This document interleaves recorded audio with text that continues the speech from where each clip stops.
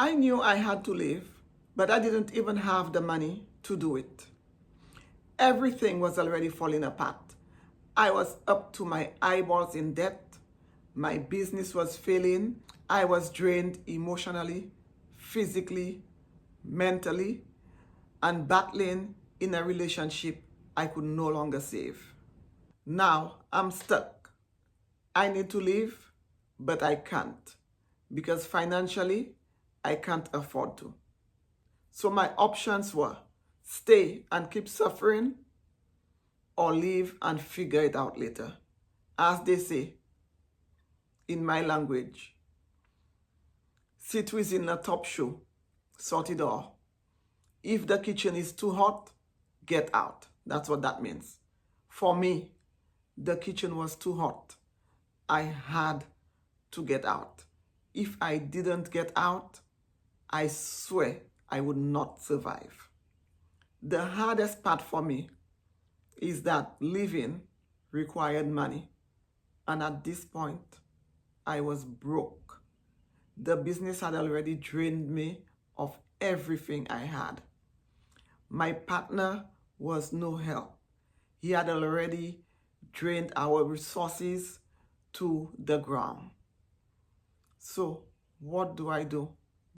I made the hardest decision I've ever had to make in my life. At this point, I had no choice. I had to ask for help. If you know me, or if, like me, you're someone who's just so independent, used to doing things for yourself, used to depending on yourself, used to making decisions, getting things done, asking for help is not easy. And that feeling when you're stuck, I do not wish it on my worst enemy. You are in a place where you feel like you're in a pit and you cannot see any light, like there's no light at the end of the tunnel. That's the only way I can describe it.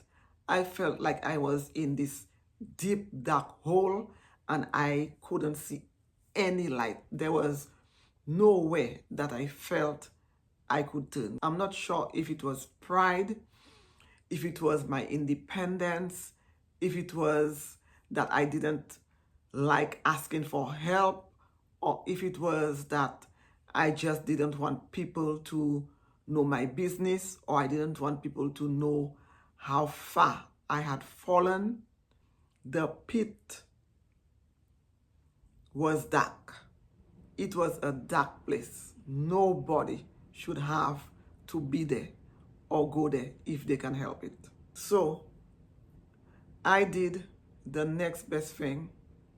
I had a friend, and I have many good friends, but there was this friend that I have that I felt so comfortable with her in a way that, you know, when sometimes you have friends that you tell certain things, and there are friends that you tell everything. This friend was one of those that I just felt I could tell her everything and anything.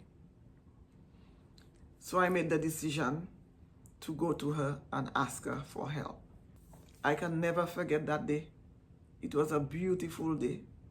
The sun was out. It was late morning, about maybe after 10 a.m. going on to 11, but I remember clearly it was before lunchtime. I will never forget that. I went to her. She was at work, and I just showed up. And I asked her, I said to her, hey, I need to talk to you for a minute. And she's like, hey, what's up? So I said to her, so I explained to her my situation, what's going on. She already kind of knew what I was, dealing with and going through. I don't think she knew the extent of it, because I don't think anybody knew the gravity and the extent of what I was going through in that relationship. So I explained to her, I told her my current situation, and I told her of my plans, and that I'm planning to just leave and go to America and start over. I don't know how I'm going to do it. I don't know what's going to await me, but something is speaking to me in my soul that I need to get out of here. Because if I do not get out, I think something bad is going to happen. And I told her I need her help because I do not have the money to even buy a plane ticket. At that point, I don't know how to explain it. The ground could have just opened up and swallowed me. Because as I said, asking for help is very difficult for me to do. I will drown before I ask for help. And to my surprise, not that I'm that surprised because this is just who this friend is, what I am most grateful for. She did not question me. She did not interrogate me. She did not need to know. She just trusted. She saw me. She heard me. She trusted what I was telling her.